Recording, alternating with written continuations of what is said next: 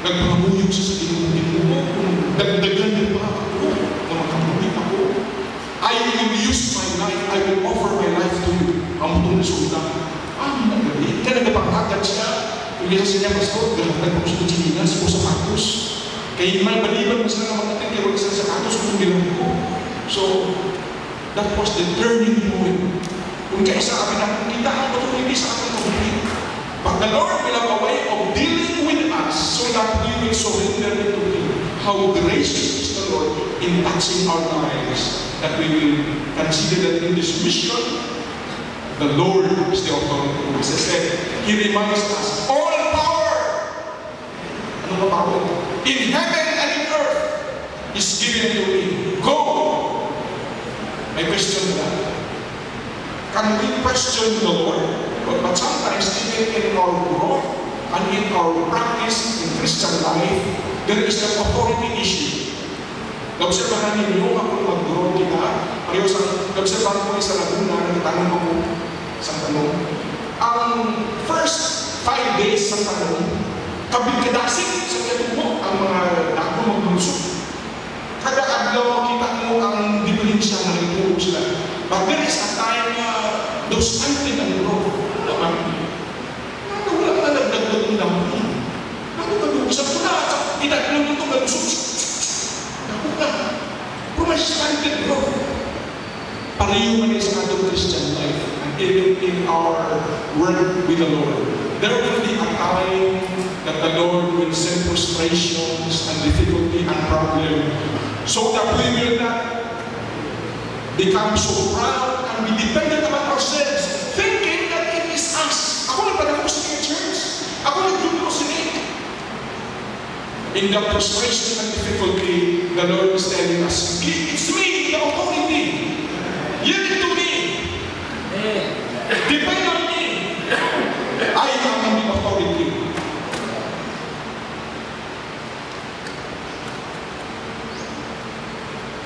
Sometimes, I don't know if you heard about this, when Satan said, I wonder how human claims to love God and disobey Him, and claim that they hate me, Satan, yet you obey me.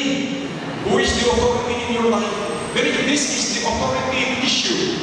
So that's why if we consider this Great Commission that Jesus has preached, it is clearly embedded in that there is the basic and fundamentals of Great Commission. All power and authority is given me in heaven and earth. Go! We must consider God to be the authority. It's not us. Sometimes we ask our father and mother, will I dedicate my life? Will I be a missionary at New Tribes Mission? Will I become a pastor? No, it should be the Lord. Number 2, in verse 19, it says, Go therefore and teach all nations, baptizing them in the name of the Father, and of the Son, and of the Holy Ghost. Not only that God is the authority, number 2, this is also the fundamental, biddable to the Lord's command. What is the meaning of biddable? You look at the dictionary.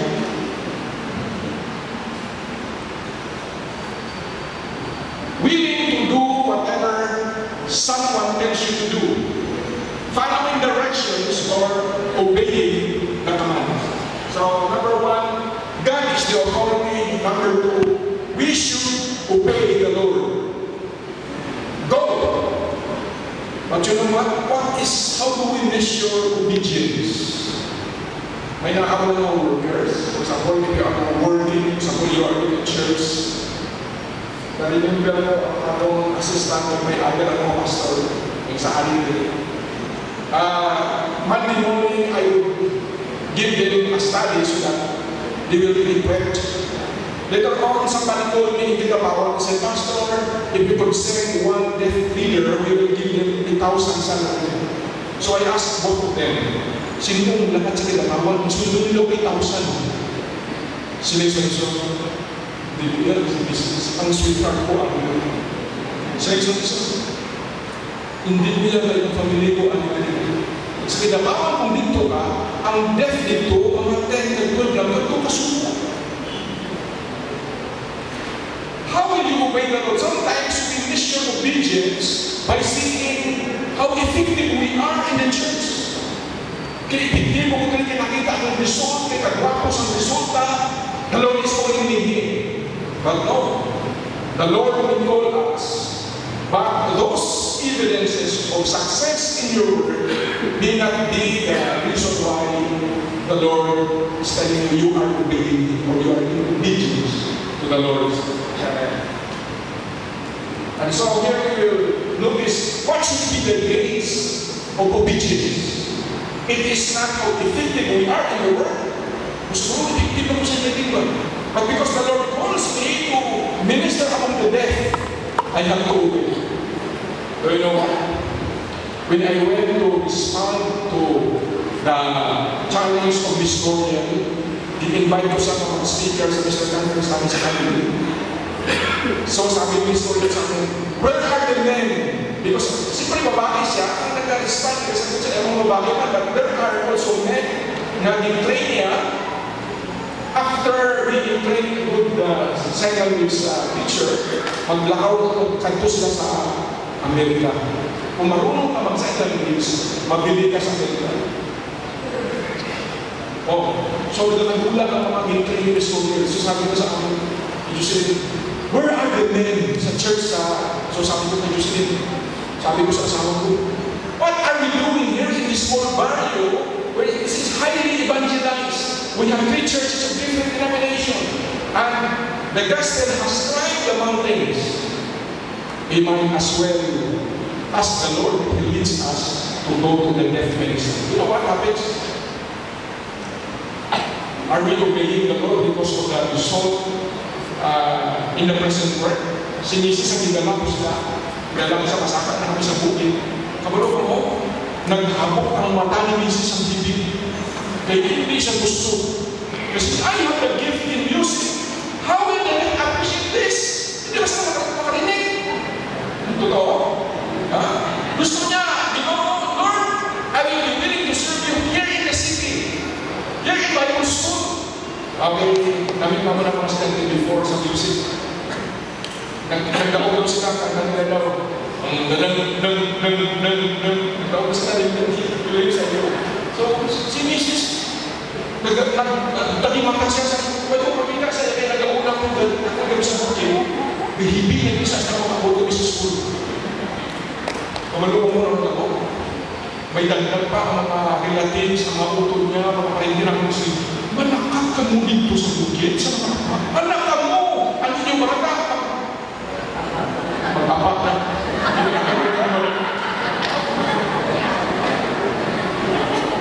Totoo? No, it's not. Now, there is a recent survey nga ang mga hindi nagahambal months before that, kung tudluan sa sign language sa salita, kung may sign language siya, he will be 10% ahead of those who are not signing. That is the news happening. So, bakit mo wala magandang ng bata? Ninyo, di ba makalitok sa salita? Sign language, makaintindihan ka mo. That is now the modern discovery. Gin-apply na mo na sa amon ako. Bata ni GR. Mabilis na pinili may program na gusto sa mga tao kay nag-assign na language. Ang pinsa ka sa mga backward, katulong dito sa deaf ministry. Napakapakan ng bata nyo. Mali. Obey the Lord.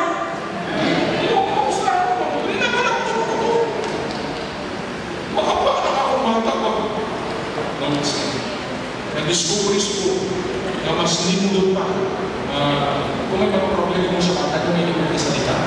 Sign language muna. Kaya ma-express niya kaya ugaling mo.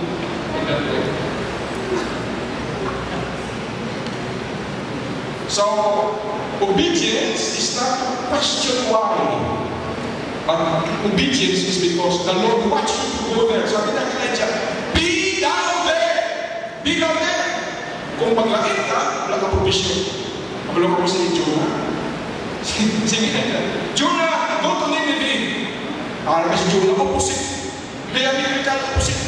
Diametrical opposite. Nagkato siya sa opposite sa Nineveh.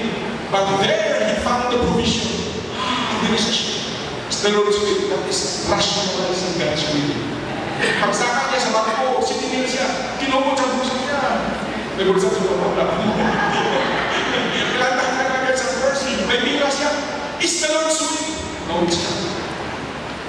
That is rationalizing God's will. How do we obey the Lord? It is not because of the effect and the services that we can do. There is, even though you should be there, and Elijah obeyed the Lord. Be thou there. There was one soldier. He is a sharpshooter.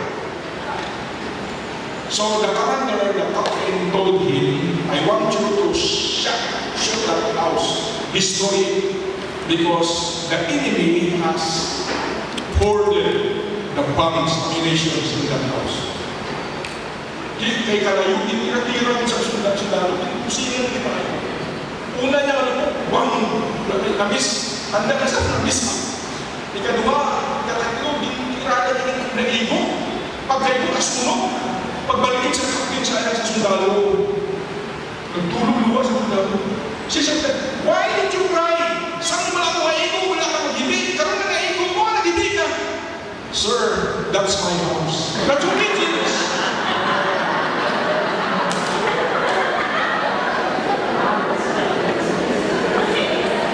Really knew that to the Lord.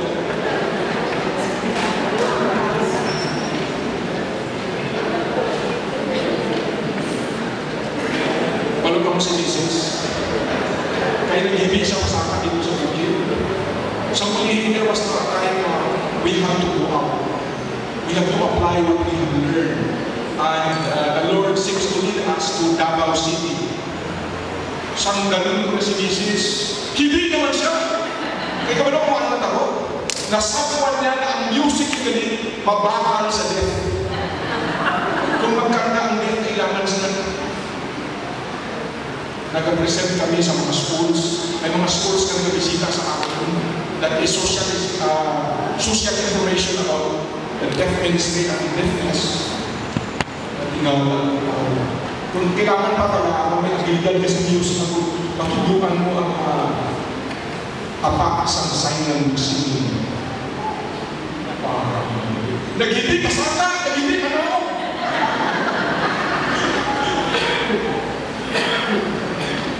Will you obey the Lord? That's the fundamental. The Lord is the authority. We should obey the Lord. And then thirdly, in this great commission, in verse 20 it says, this is the main goal. Make disciples of all nations, teaching them to observe all things I have commanded you. What is the fundamental mission? The fundamental mission, the basic mission is not to build a church, a beautiful church like this. The fundamental mission is to reach other people for the Lord, to be a disciple leader, to coach them, to teach them, to coach the people for the Lord, to train them for the Lord. It is not just evangelism, we leave them there. Evangelism, lalakas ang gospel, kabayaan mo, that is not.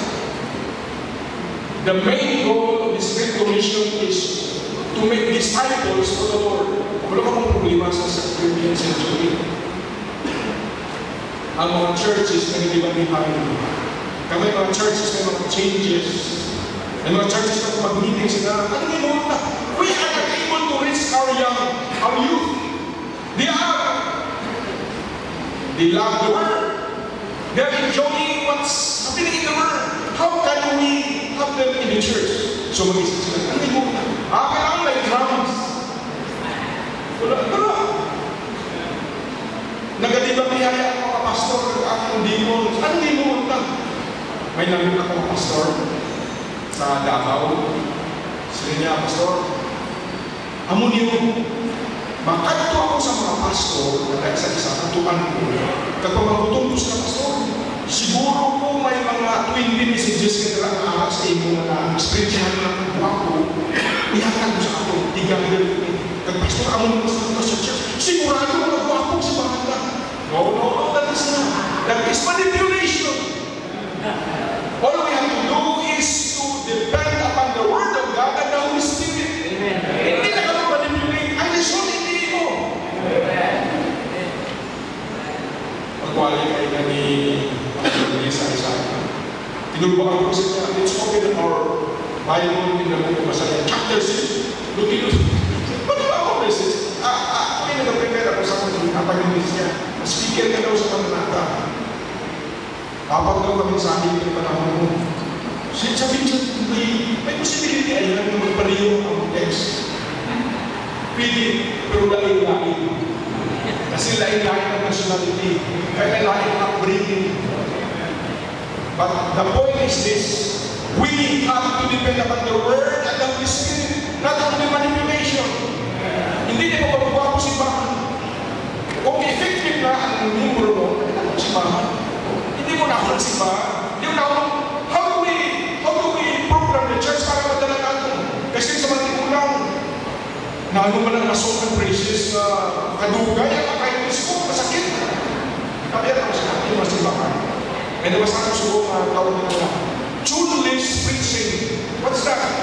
Na before mag-message, may pastor nila na worship pastor, siya ang mag-in-tune sa church atmosphere. Hindi ka naman sabi. Kung ako, managdoon kami sa mga pastor na dapat ang leader, siya lang ang responsible mag-temperature sa church to make ready for the preaching of the gospel. Kung sa muli, nag-advance na hindi lang preaching pastor, may aras ka, worship pastor. Nag-ibot pa. Ano tayo? I am the worship pastor. I will not go on preaching. I will prepare the church so that before the preaching of our pastor, sigurado dito na ibang puso. No, it's not. It's the Holy Spirit. It's the Word of God. That's the basic. Sa kailangan, magpaduwi-duwi na kanta ba? Praise and worship mo naman. Huli-huli ka alay. Sili sa mga kulang kapoy mo naman. Pungkul mo yan. Sili sa mga papa, ay, ikaw sinabayaan ka mo. Masahin mo yan sa iktos. Masahin mo yan sa kitili. Masahin mo yan sa may drum. Wala mo na nakita na drum. That's the basic. Make disciples of all nations. The last, ay sabi ko, lipat pa. Number 4, kaya hindi over baptistry kasi number 4, may kaapat. Ang alam mo sa akin, pastor, lipas niya. Ang baptistry po yung outline na. May apat siya ko. Sobra ka baptistry.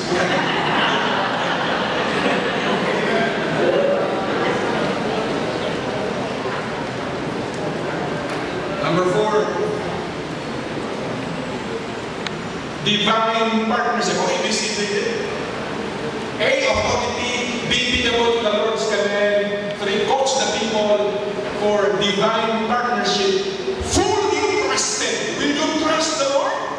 Sabi sa verse 20, teaching them to observe all things whatsoever I have commanded you. And lo, I am with you always, even to the end of the world. You know what? When I read this and I was studying this, doon tinugnawan ang puso ko. Ano man? Ginuuso ko, kabudlay sa ito, barong sa ako na, dan mo. Di ba naman magsuko ka? Gabriel, kung tayo si Mary, katuloy si Maria. Wala mo sa kinugdan. Kami ka mga pastor. Palakto niyo mo, ugdan mo. Kulbahan ko kay Basi, kabudlay niyo. Nga makapugin na ginuo. Kasi niya, and lo, I am with you always, even to the end of the world. Kaya kung wala ang Diyos, you will be a failure. Amen. Amen. And His presence is both a comfort and a warning. His presence is necessary. May ako na assistant, ginapadala ko sa Compostela. Kada Domingo, ginapamasaya ko sa 200. Balik-balik. Tulungan ng mga deaf ko, mga 12, 14. So, start ko 500, gamitin mo. But then we notice that the Lord says, go and lo, I am with you. Hindi 500. The presence of the Lord. Sabi ni Jabez, Lord bless me and Give me your open hand. Dito yan, sobra pa sa kay Jabez. Kung ano ka nag-pray si Jabez na. Give me your open hand of provision. Bless me and be with me with your open hand to bless me and make this work, my family great. But here the Lord said, I am with you always. The Lord's presence is with us. Hindi lang ito ang dala mo muli ang sululan sa tira may ata kay Jesus Christ. Next story na pastor sa ating katilinganan. Nag-start sa work. Wala sa kwarta. May deadline sulog ko na siya. Magsubilaan siya sa pastor, ginasuklayan niya because the Lord is with you. He will go with you. That is His promise. And lo, I am with you always, even to the end of the earth. And you will notice that in Psalms 16:11, thou wilt show me the path of life. In thy presence is fullness of joy. And in thy right hand there are pleasures forevermore. Kabudlay ba sa kabudlayan sa misyon? Ang ginagamit ko sa mga example illustration sa mga pastor ko sa kaliling, ang kapulibing pastor ng Lumiyak sa mga times. Kaysa bayaan ng ilauma, nagsiling niya mga kapulutan na may sino kung mapamuna kung maglakaw pa sa mga tribes. Itanan sila nag-graduate ang namang niya. The Lord's hand will not be sure. The Lord's presence is with us. May the Lord bless us considering this fundamentals and basic of Great Commission. Shall we pray? Heavenly Father, we thank you for your word. May you have been spoken to our hearts. Touch our heart, O God, and enable us to consider that you are the right owner of our life. You have the authority to dictate upon us what to do. May we be obedient, Lord, and may we indeed do the work, considering that you are with us. May we indeed show our trust in you when we obey your command. And considering that maybe along the way, the work that we'll be doing, there will be sadness, there will be frustrations, there will be difficulty. But thank you for what they are if the Lord's presence is with us. In Jesus' name.